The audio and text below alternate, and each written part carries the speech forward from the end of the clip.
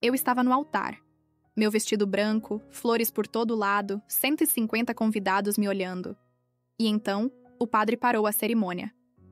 Ele olhou para mim, depois para o meu noivo, e disse alto, na frente de todos: "Antes de continuar, preciso perguntar algo à noiva." Meu coração parou, porque eu o sabia. Ele tinha descoberto. O que aconteceu nos próximos 10 minutos destruiu minha família, humilhou minha mãe e fez meu noivo sair correndo da igreja.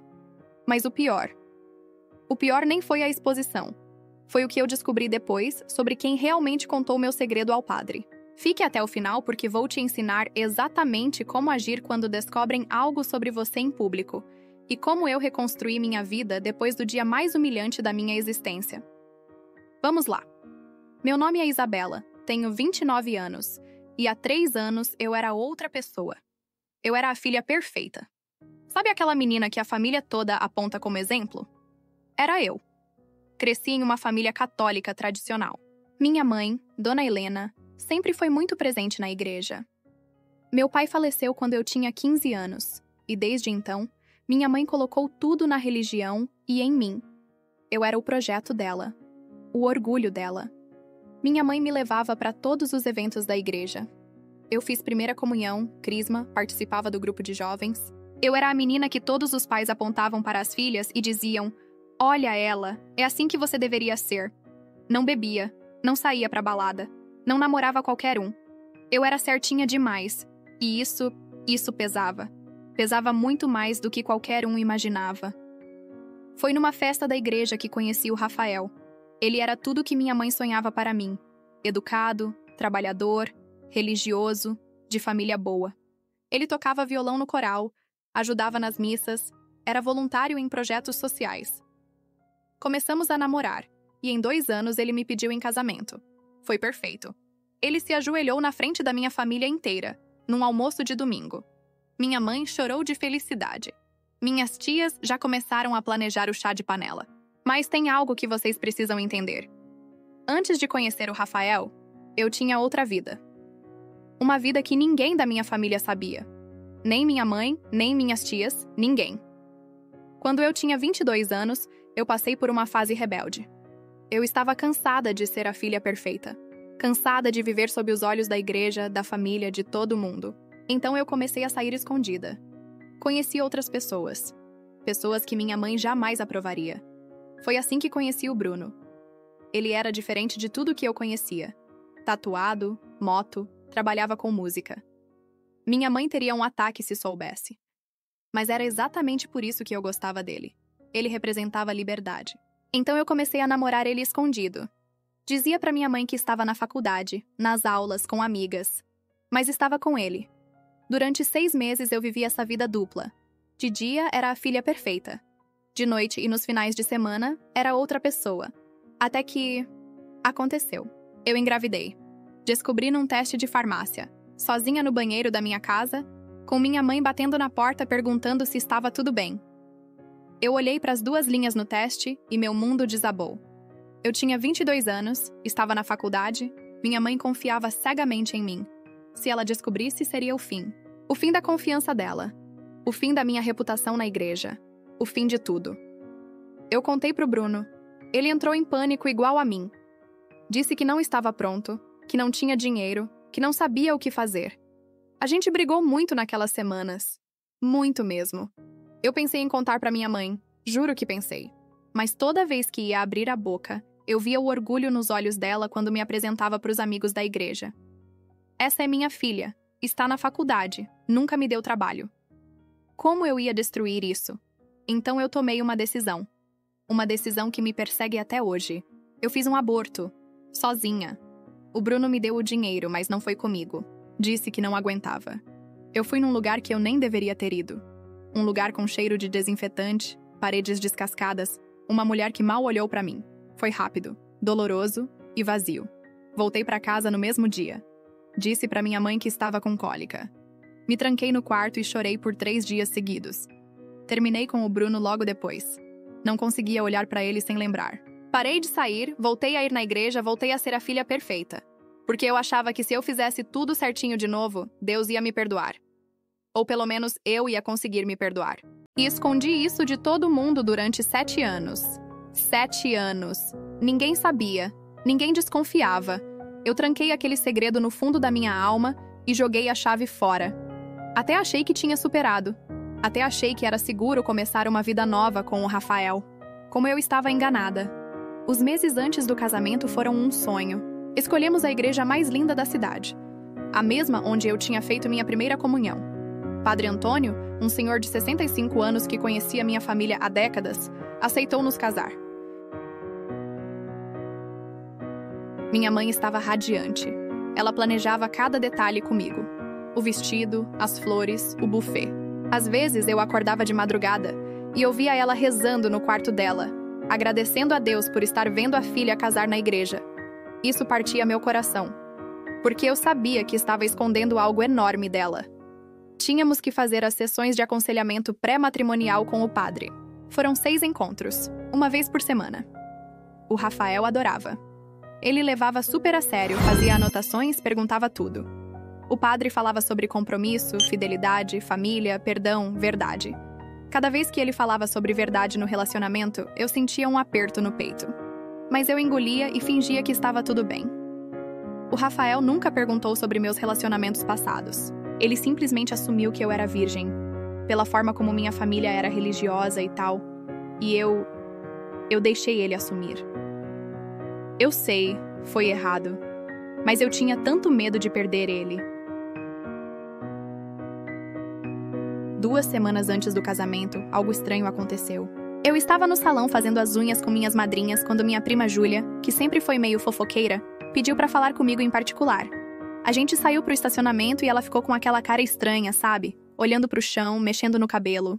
Ela disse: "Prima, tem certeza que você quer casar? Porque..." Ela ficou evasiva. Disse que não era nada, que era só impressão dela, que era fofoca boba. Mas eu cis nos olhos dela. Ela sabia de algo. Alguma coisa tinha vazado. Aquela noite eu não dormi. Fiquei virando na cama, pensando: quem sabe? Como descobriram? O Bruno contou pra alguém? Liguei pra ele pela primeira vez em 5 anos. Ele atendeu confuso e eu perguntei direto: você contou pra alguém sobre aquilo? Ele ficou em silêncio uns segundos e disse: por que você tá perguntando isso agora? Você tá bem? Eu insisti e ele jurou que nunca tinha contado pra ninguém. Desliguei sem acreditar muito. Cada vez que meu celular tocava, eu achava que era alguém ligando pra cancelar o casamento. Cada vez que via minha mãe, eu esperava ela perguntar algo, mas não acontecia nada. Até que chegou o último encontro com o padre, 3 dias antes do casamento. Mas quando entramos na salinha onde o padre atendia, ele estava diferente. Sério. Distante. Não sorriu quando a gente entrou. Apenas acenou pra gente sentar. Ele começou a falar sobre a santidade do matrimônio, sobre como é um sacramento sagrado, sobre como não pode haver mentiras entre o casal. E então ele olhou direto pra mim. E eu vou jurar até morrer que foi só pra mim. E perguntou: filha, existe algo que você precisa me contar? Algo que possa afetar esse casamento? Eu gelei. Completamente. Senti o sangue fugir do meu rosto. O Rafael olhou pra mim confuso e perguntou: o que foi, amor? Eu tentei disfarçar e disse pro padre: não, padre, está tudo bem. Mas minha voz saiu trêmula. O padre insistiu, agora mais sério. Porque se existir qualquer segredo entre vocês, é melhor resolver agora do que na frente do altar. Casamento é construído sobre verdade, filha, não sobre mentiras. O Rafael riu sem graça e disse: padre, a gente se conta tudo, não tem segredo nenhum. O padre olhou pra mim de novo e perguntou: é verdade, filha? Eu só consegui balançar a cabeça e sussurrar um sim. Mas por dentro eu estava gritando. Ele sabia. De alguma forma ele sabia. Quando saímos de lá, o Rafael percebeu que eu estava estranha. Me perguntou se estava tudo bem umas 5 vezes no caminho. Eu menti e disse que era nervosismo do casamento. Mas eu sabia que algo estava prestes a explodir. Naquela noite, eu recebi uma ligação de número oculto. Já era quase meia-noite. Eu atendi pensando que era trote. Mas era uma voz de mulher. uma voz que eu não consegui reconhecer, meio abafada, como se tivesse com um pano na boca. Ela disse só uma frase. Você acha que pode esconder o passado para sempre? Prepare-se para o seu casamento. Vai ser inesquecível. E desligou. Eu entrei em pânico total. Liguei de volta, mas dava ocupado. Tentei rastrear o número, mas era bloqueado. Fiquei acordada a noite inteira pensando: quem era? O que ela ia fazer? Eu devia cancelar o casamento? Contar pro Rafael antes? Mas contar o quê? Eu nem tinha certeza se era sobre aquilo. O dia amanheceu. Sábado, dia do meu casamento. O céu estava lindo, azul, sem nuvens. Um dia perfeito. Mas eu estava um caco. Não tinha dormido quase nada. Minha mãe bateu na porta do quarto de manhã cedo, toda animada, com café da manhã na bandeja. Acorda, noiva, é o seu grande dia. Ela estava radiante, chorosa de felicidade. Passou o dia inteiro me arrumando. Cabeleireiro, maquiadora, fotógrafa. Todo mundo animado, tirando foto, rindo.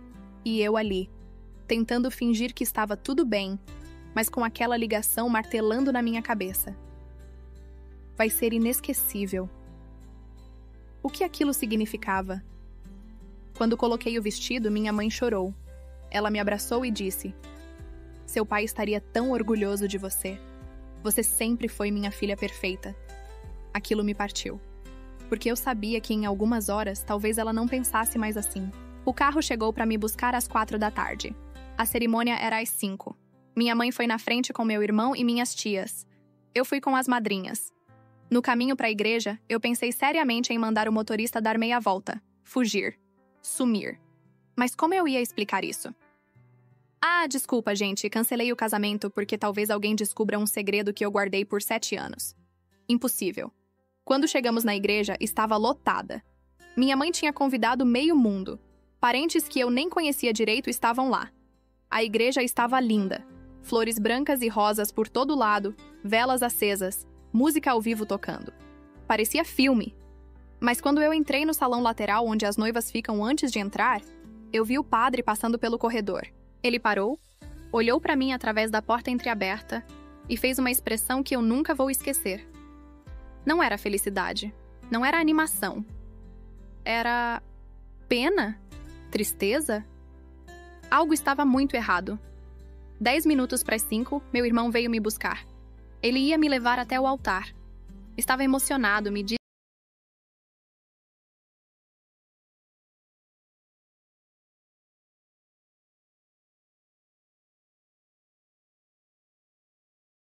a caminhada até o altar foi eterna. Todo mundo de pé, me olhando, sorrindo, tirando foto. Eu vi a minha mãe na primeira fila chorando de emoção. Minhas amigas acenando. E lá no altar, o Rafael me esperando com um sorriso enorme. Ele estava lindo de terno. Por um segundo eu pensei, vai dar tudo certo, eu tô sendo paranoica.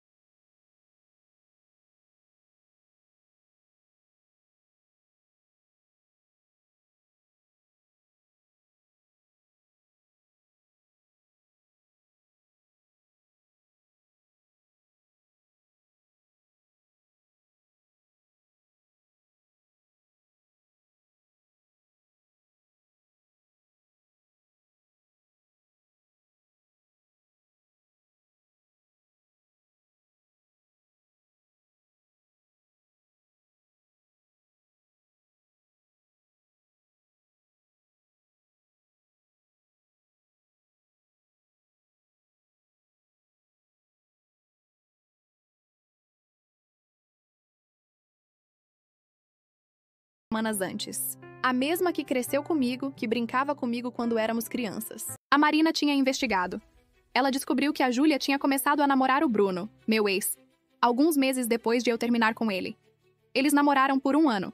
E aparentemente, num momento de raiva ou sei lá o quê, o Bruno contou pra ela sobre o aborto. Quando a Júlia soube que eu ia casar, ela ficou obcecada. Ela foi até o padre Antônio e contou tudo. Disse que estava preocupada com a santidade do matrimônio, que era seu dever cristão impedir que eu fizesse aqueles votos sem confessar meu pecado. O padre, na ingenuidade dele, acreditou que ela estava agindo por preocupação genuína e decidiu me confrontar no altar, achando que eu ia confessar e que talvez o Rafael fosse perdoar e a gente pudesse resolver ali mesmo. Mas não foi preocupação. Foi inveja. A Júlia sempre teve inveja de mim. Desde pequenas.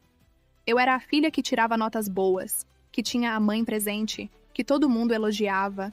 Ela sempre foi problemática, brigava com os pais, repetiu de ano. E ver eu ali, prestes a casar na igreja com todo mundo feliz, foi demais para ela. Ela quis me destruir. E conseguiu. Eu quis confrontá-la. Quis ir na casa dela e gritar, xingar, quebrar tudo. Mas a Marina me segurou. Não dá pra você dela a satisfação de te ver destruída. Ela quer isso. E ela tinha razão. Então eu engoli aquela raiva. Mas eu jurei que nunca mais olharia na cara daquela mulher. Minha mãe não falou comigo por 4 meses. 4 meses. Eu mandava mensagem, ela visualizava e não respondia. Eu ia na casa dela. Ela não abria a porta. Meu irmão fazia a ponte. Me contava que ela chorava toda noite. Que ela tinha parado de ir na igreja de tanta vergonha. Que as amigas dela sussurravam quando ela passava. Minhas tias, que sempre foram tão carinhosas comigo, me cortaram completamente. Meu WhatsApp saiu de todos os grupos de família. Aniversários, almoços de domingo, Natal. Eu não era mais convidada para nada. Eu tinha virado a ovelha negra. A vergonha da família.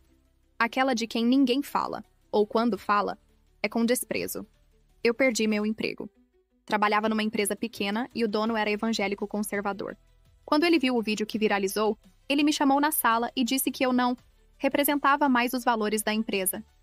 Me demitiu na hora, sem dó, sem chance de me explicar. Rafael nunca mais falou comigo. Nunca. Bloqueou em tudo e seguiu a vida.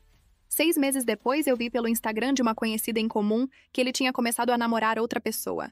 Uma menina da igreja, loira, certinha, a substituta perfeita. Eles estavam felizes nas fotos. E eu estava afundada numa depressão profunda. Eu passei a ter ataques de pânico. Não conseguia sair de casa. Quando tentava, sentia que todo mundo estava me olhando, julgando, sabendo quem eu era. Parei de comer direito. Emagreci 10 quilos em 2 meses. Pensava em terminar tudo. Sério mesmo. Eu olhava para a caixa de remédios e pensava, seria tão fácil. Ninguém ia sentir minha falta mesmo. Mas teve uma noite que mudou tudo. Eu estava deitada no chão do banheiro chorando, com a caixa de calmantes na mão. E o celular tocou. Era uma amiga da faculdade que eu não falava há anos. Ela tinha visto o vídeo, tinha tentado me achar. E finalmente conseguiu meu número com alguém. Ela não me julgou. Não me deu sermão. Só disse, eu sei que você tá sofrendo. E eu quero que você saiba que isso não define você. Você não é esse vídeo. Você não é esse erro. Você é humana. E você merece reconstruir sua vida. A gente conversou por 2 horas. E pela primeira vez em meses, eu senti que alguém me via como pessoa, não como um escândalo. Foi ela quem me convenceu a fazer terapia. Ela mesma marcou a primeira consulta para mim, porque sabia que eu não ia ter coragem sozinha. E eu fui. Com medo, com vergonha, mas fui. A terapia me salvou. Não foi rápido. Não foi fac. Foram 2 anos de sessões semanais.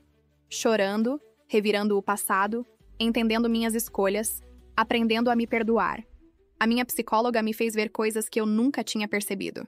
Ela me fez entender que eu tinha vivido a vida inteira tentando ser perfeita para os outros. Nunca para mim. Eu era a filha perfeita para minha mãe, a menina exemplo para a igreja, a neta certinha para as tias. Mas eu? Quem era eu por baixo de tudo isso? Eu não sabia. E foi isso que me levou a fazer escolhas ruins, porque eu não tinha ideia de quem eu realmente era. O aborto não foi uma escolha leviana. Foi uma escolha desesperada de uma menina de 22 anos apavorada. Sozinha, sem saber a quem recorrer. Isso não justifica, mas explica. E entender isso me ajudou a parar de me odiar. Devagar, eu comecei a reconstruir. Arrumei um emprego novo, numa área diferente. Voltei a sair de casa. Fiz novos amigos, pessoas que me conheceram depois do escândalo e que me aceitaram mesmo assim. Pessoas que não me julgavam pelo meu pior momento. 4 meses depois do casamento, meu irmão apareceu no meu apartamento. Ele disse que minha mãe queria falar comigo. Meu coração acelerou. Eu fui com medo, sem saber o que esperar. Quando cheguei na casa dela, ela estava na cozinha. Ela olhou para mim e começou a chorar. E me pediu desculpa.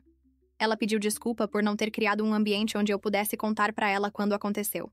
Pediu desculpa por ter me colocado num pedestal tão alto que eu não tinha permissão para errar.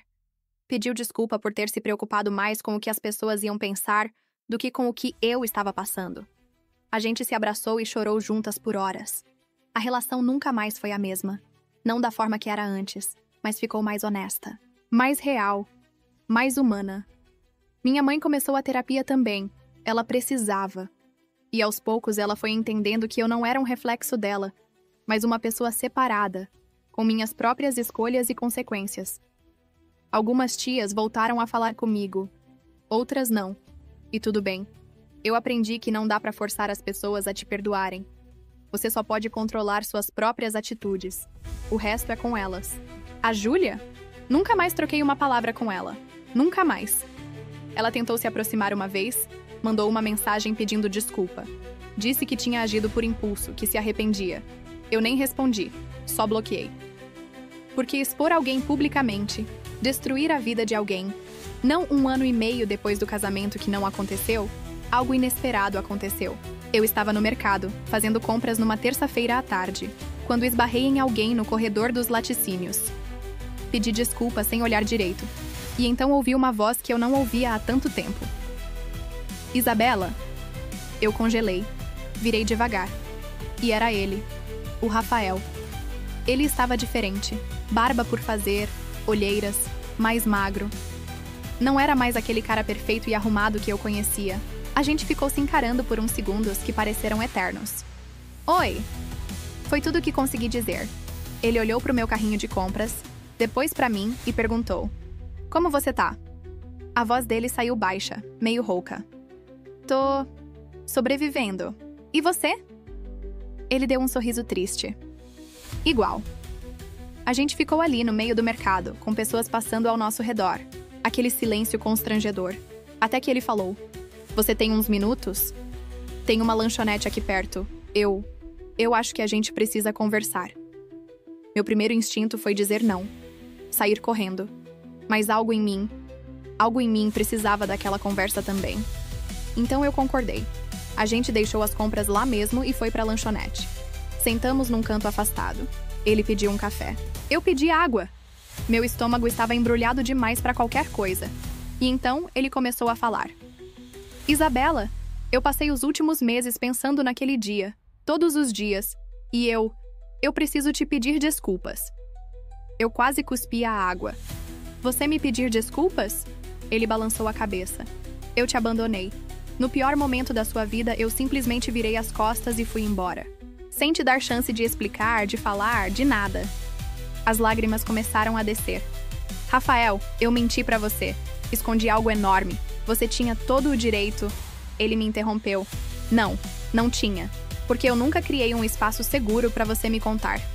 Eu nunca perguntei sobre seu passado. Eu simplesmente assumi que você era perfeita e coloquei você num pedestal impossível. Ele respirou fundo e continuou. Depois que eu saí correndo daquela igreja, eu passei meses com raiva, com ódio, pensando em como você me enganou, como mentiu, como me fez de idiota. Mas aí eu comecei a fazer terapia também, e meu terapeuta me fez uma pergunta que mudou tudo. Que pergunta? Minha voz saiu fraca. Ele olhou nos meus olhos. Ele perguntou: se ela tivesse te contado antes, você teria continuado? E eu não soube responder, porque a verdade é que não sei. E se eu não sei, então eu entendo por que você não contou. Você tinha 22 anos, Isabela. 22. Você estava apavorada, sozinha, numa situação impossível, e tomou uma decisão que te assombra até hoje. Isso não te faz uma pessoa má, te faz humana. E eu sinto muito por não ter visto isso naquela hora. Eu estava chorando tanto que as pessoas começaram a olhar. Mas eu não me importava. Rafael, eu sinto muito. Eu sinto tanto por ter mentido, por ter escondido, por ter destruído tudo. Ele segurou minha mão em cima da mesa. Eu sei. E eu te perdoo. E espero que um dia você consiga se perdoar também. A gente ficou conversando por 3 horas. Ele me contou que tinha terminado com a menina da igreja porque percebeu que estava tentando substituir o que a gente tinha.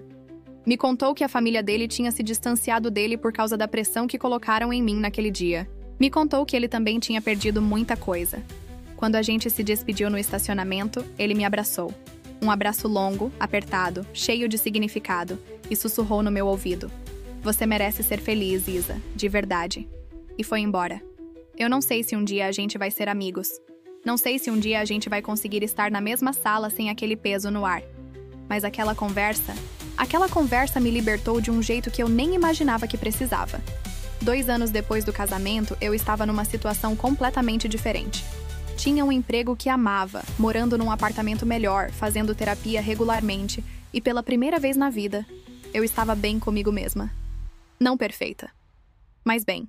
Foi nessa época que conheci o Lucas, num lugar completamente inesperado, num grupo de apoio para pessoas que passaram por traumas públicos.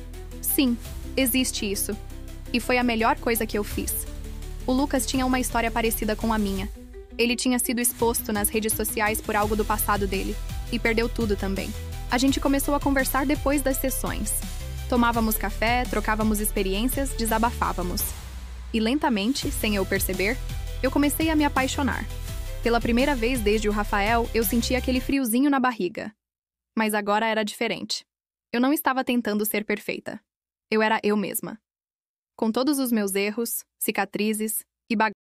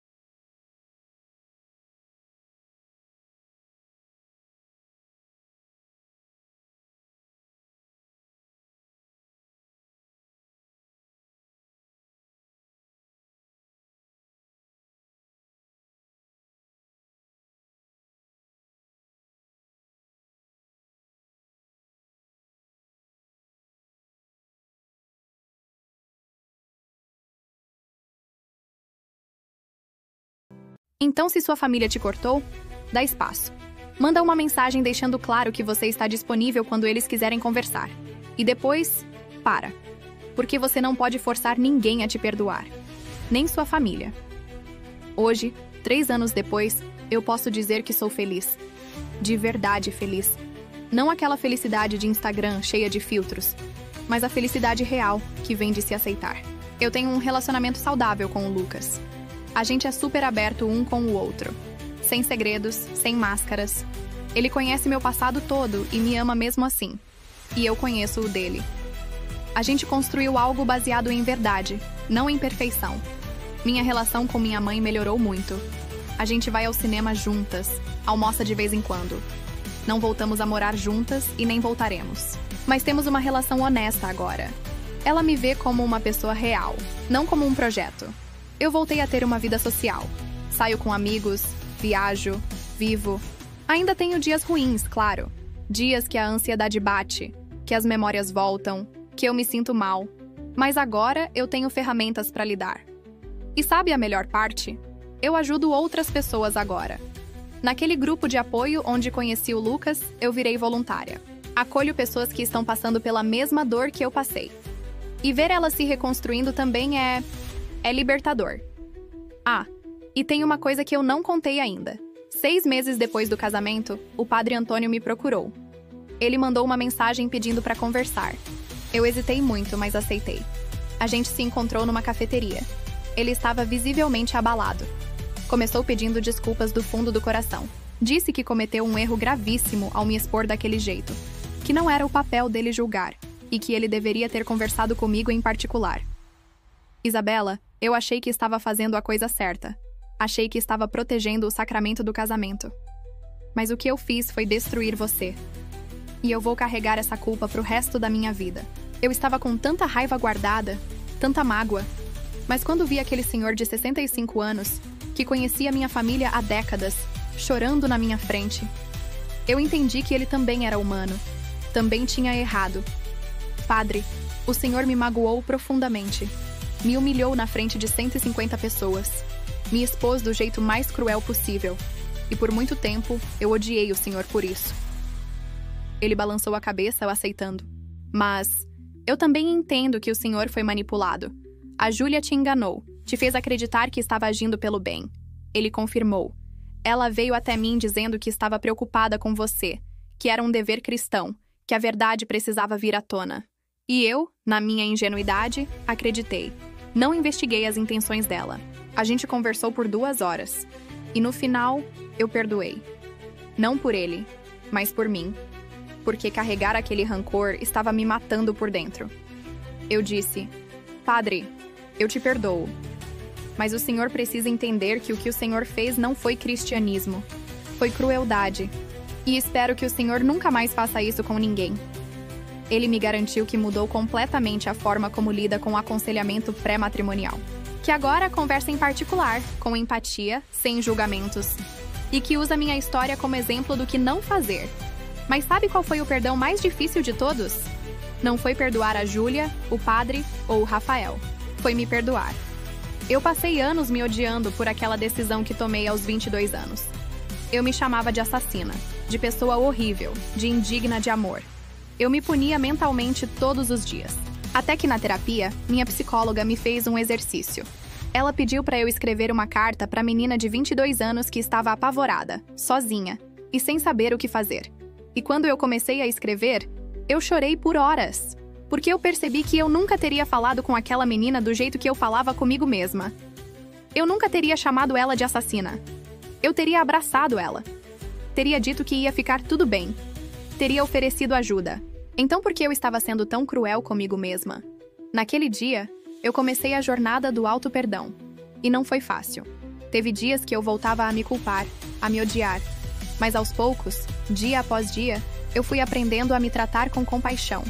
Hoje, quando penso naquela menina de 22 anos, eu sinto pena, não ódio. Pena de como ela estava perdida, assustada, sem apoio. E eu prometo para mim mesma que vou passar o resto da minha vida sendo a pessoa que ela precisava naquele momento. Então, para você que está me assistindo e tem um segredo que te assombra, escuta. Você não precisa gritar para o mundo. Você não precisa se expor se não quiser. Mas você precisa parar de se esconder de si mesmo. Seus erros não definem você. Suas escolhas difíceis não definem você. O que define você é quem você escolhe ser hoje, agora, neste momento. E se você foi exposto publicamente, como eu fui, respira. Vai doer. Muito. Você vai achar que não vai sobreviver. Mas você vai. Eu prometo que você vai. Você vai se reconstruir. Vai encontrar pessoas que te amam de verdade, com todos os seus erros. Vai aprender a se amar também. E um dia você vai contar sua história para alguém e vai servir de inspiração. 3 anos atrás, eu estava no meio-fio de um posto de gasolina, de vestido de noiva sujo de rímel, achando que minha vida tinha acabado. E de certa forma, tinha. Aquela vida perfeita, cheia de máscaras e mentiras, tinha acabado. Mas sabe o que nasceu no lugar? Uma vida real. Uma vida onde eu posso errar, cair, levantar. Uma vida onde eu não preciso ser perfeita para ser amada. Uma vida onde eu sou eu.